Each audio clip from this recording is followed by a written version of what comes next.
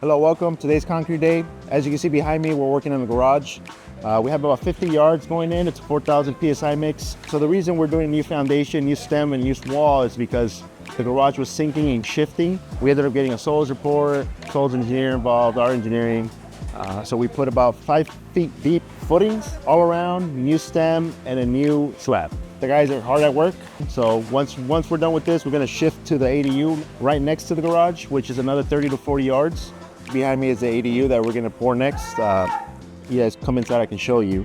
So this foundation is gonna be on 4 piles on the corner of the house. It has a new grade beam and a new stem wall integrated. So once we're done with the garage, we'll be moving here.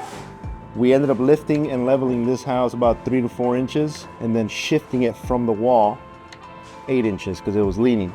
But once we're done, it'll look nice, it'll be clean. You'll have new floor joists, new framing, and then it'll be ready for the remodel portion.